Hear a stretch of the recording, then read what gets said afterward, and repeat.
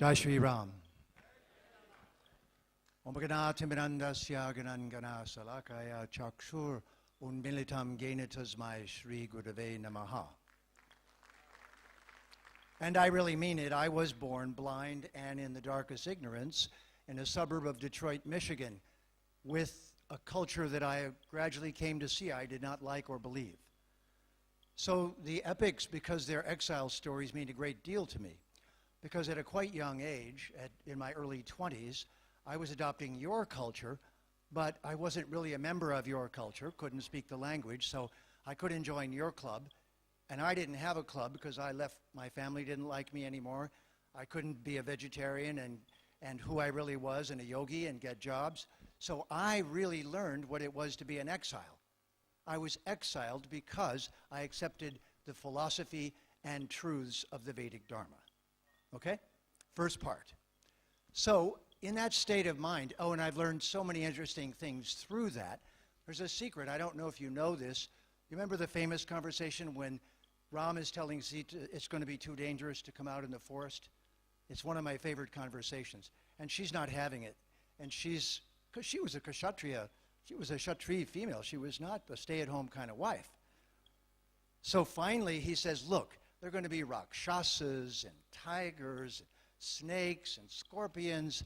And she says, look, if I stay in the palace, it'll be worse. I'll have 3 mother-in-laws.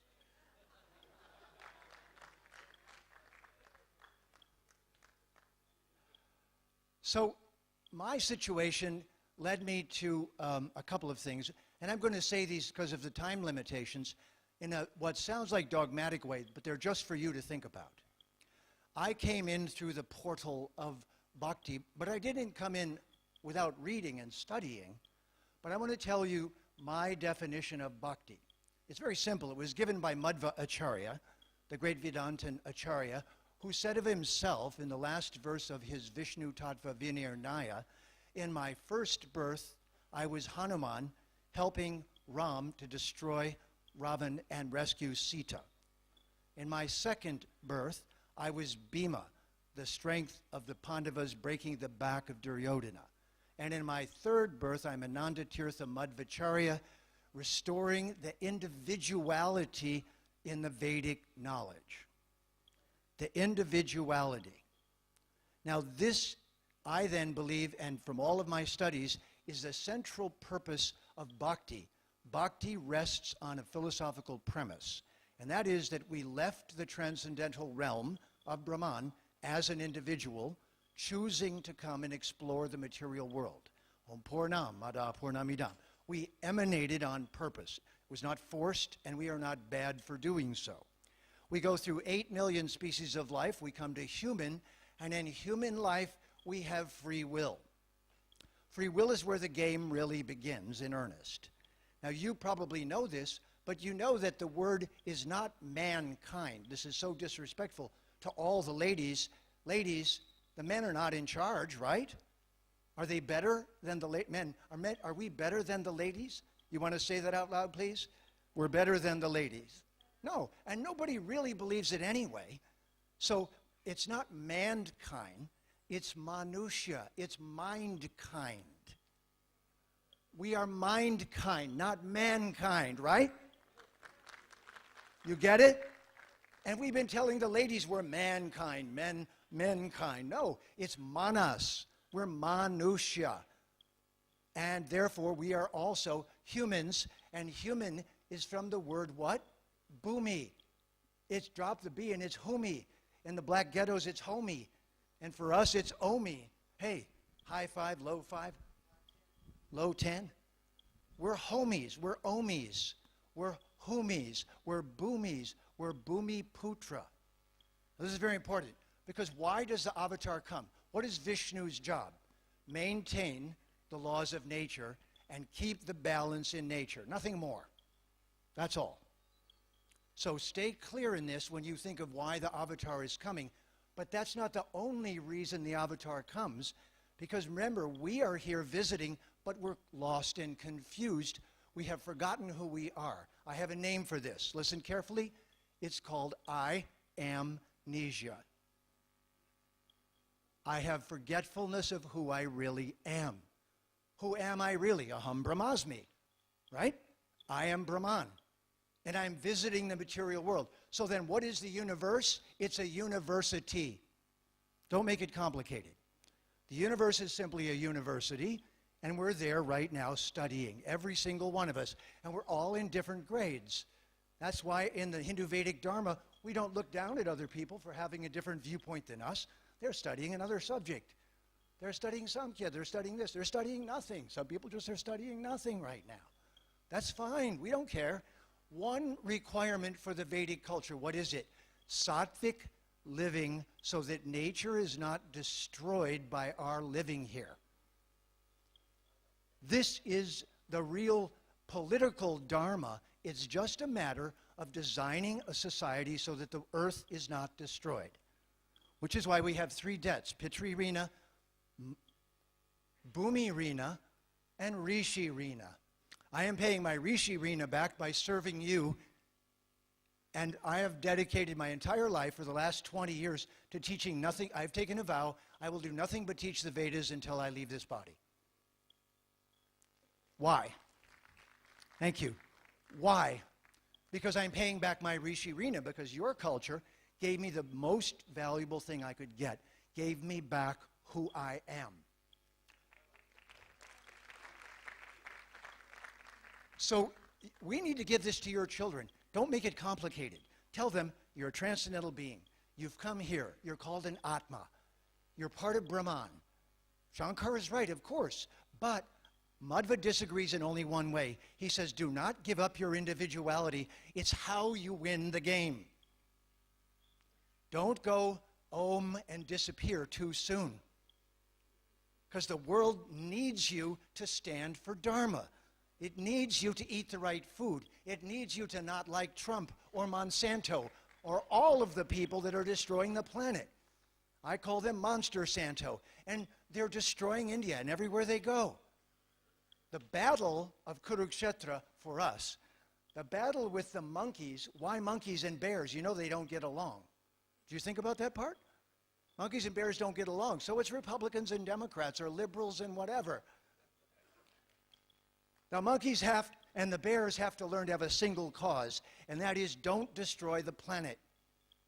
So technology has fueled us and made it possible for us to do things to Mother Earth, to Mata Bhumi, that are very dangerous. Now I want to tell you my theory. You're the last country in the game. China's in, and they already blew it. They're choking on coal dust, and they're going to be choking on coal dust for the foreseeable future. If you do that, game over. You're done. You're no different than every dirty industrial country in the world. And I know it's not my place to tell you what to do, and I apologize if I am. But look, you're the smartest culture in the planet. There's no question about it. If you can't get into IIT, you can get a scholarship to MIT or Stanford. That's because, you know, you're the dumb monkeys that the British called baboon. So, well, please someone explain to me why the baboons took over computer technology 50 years after getting freed from the British. Because you invented the first programming language, Sanskritam. So, can't I say, you're smart enough to fix this, and what we need right now is new tech of all varieties that doesn't destroy the planet. And what Trump is going to do, and everybody like him, is go straight on forward, destroying the planet until they've sucked every bit of life out of it. Does that ring any bells with the previous avatars? Varaha, any of them? Do you get it? So I want to be clear. I hope this message to you, I'd like to give this talk to every university in India, because I want the 70 or 60% under the age of 30 in India to realize if they take new sustainable technology right now and produce it and make it for the whole world, India will become the wealthiest country in the world. It'll get back to where it was in 1600 with 25% of global GDP. It'll stay clean. It'll fix its own problems. And you're poised on the edge of that revolution. And if you go the wrong way, I just want to tell you my favorite cartoon by a guy named Larson, Gary Larson. You might have seen him. In this cartoon, there's a room just like this, but imagine you're all dinosaurs, okay? And there's a Tyrannosaurus Rex talking to the rest of the dinosaurs. And he says, ladies and gentlemen, I've got good news and bad news. The good news is, the bad news is I've got bad news and worse news. That's what he says. Bad and worse. The bad news is the ice age is coming on sooner than we thought. The worst news is we all have brains the size of a walnut. So you are being asked right now to have brains the size of a walnut. You're being asked to continue serving Ravana. This talk is called Ravenous or Romantic. My proposition to you is the reason Ram and Krishna, Sri Krishna and Sri Ram came was to tell us that beauty, love, truth, aesthetics, all the things that make life beautiful continue. They're even better in the realm of Brahman. And if you don't believe me, you can go to the transcendental hot tub and say it's all one and have a great day. But what the bhaktis of all stripes are saying is, you thought you fell in love with Romeo and Juliet. You thought you had some love when you were a teenager. You just tasted it. Now believe that taste. Become a romantic. Believe that is leading you to the ultimate truth. And live that way on this planet. Live artistically, live beautifully. Make everything you touch better. Treat every living being as if they're a genius in hiding. Look at them and say, namaste, not me, you. Look at you, you're amazing. Bring it out now. And this is how we Vedics, educate. It's how we look at each other. It's why we bow to each other. It's why we bow to our elders and say, look at you, man, you're still going? Wow, look at you. Your wisdom personified. I can't wait to be like you. This is the wisdom-based, humility-based, truth-based, dharma-based culture of Bharat. And right now, it's all how you spend your rupees. It's whether, you know what? I come here and see you eating white sugar, getting diabetes, and I think the British controlled your sugar. You're still eating damn British tea with white sugar. What happened to Jaggery? I use Jaggery. But I learned to use Jaggery from learning how to cook Indian-style food from you. So you've given it up and taken to white sugar. Well, and in my hometown, nobody can smoke in the hotel. Hotel I'm in, there are people smoking there. I said it to the manager. I said, what's going on? He said, we don't want to lose the money and tell them to kick them out. So I said, you want me to go home and say your hotel stinks? Then you'll lose a lot of money. So why don't you get one room, put the smokers in it, and tell them they don't have a right to impose their smoking on everyone else. So this is the challenge right now, to make this be immediate. And this epic, we are on an epic journey. My proposition to you is, it's us who are being taught about the epic journey. We are the epic heroes. I want to be like Arjun and Draupadi. I want to be like those beings. I want to learn how to stand for Dharma in everything that I do. But I tell you where I start is respectfully saying these things to every human being I meet. Respectfully saying, should we destroy the planet? What do you think? And if they say yes, I say,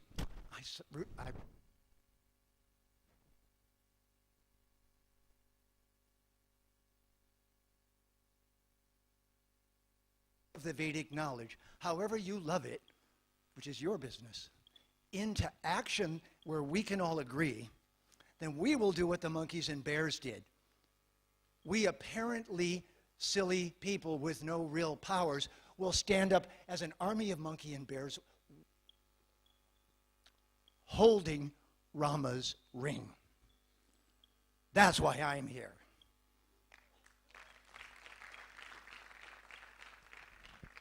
And I so believe that you are capable of doing this because you're my inspiration. I learned this from your gurus. This is Rishi Rina. So I want to tell you one story as I go. How am I? 2 minutes? 3? 4? Okay, 3. So at a certain point, I learned Sanskritam from a Benares Pandit who had learned Sanskritam as a child. He had memorized the entire Ashtadhyayi. He was teaching at the East-West Center in Hawaii. His name is Ramanath Sharma. And in a confidential moment, I said, Professor Sharma, I'm having a hard time psychologically. I'm in exile. I'm all alone. I don't have a community. I don't have friends. I don't have anybody. In fact, when I stayed at Hindus' houses visiting India, I got reparented. I said, oh, that's what parents are supposed to do. So anyway, I said this to him, and he said, I've got a mantra for you. It's the mantra that was given by Daumya, the family Purohit of the Pandavas, to Yudhishthir as they went out into exile. And Yudhishthir's great grief was he wouldn't have food to feed the Brahmins and to feed everybody. And so this mantra is the 108 names of the sun. Why am I saying this? It's the link to the Surya Vamsa of Sri Ram. Because it's the Aditya Hridaya that he used to kill Ravana. So this is the solar link. The baton is about to be handed over to Bhagavan Sri Krishna, and via Yudhishthir, this mantra, Om Suryayaman Bhagatvastar Pushanarka Savituravi Gabasti Maharaja Kala Mrityu Datar Prabhakara Prithivi Apas Tejaska Vayu Parayana Soma Brihaspati Shukra Buddha Angaraka Indra. Every morning I chant this.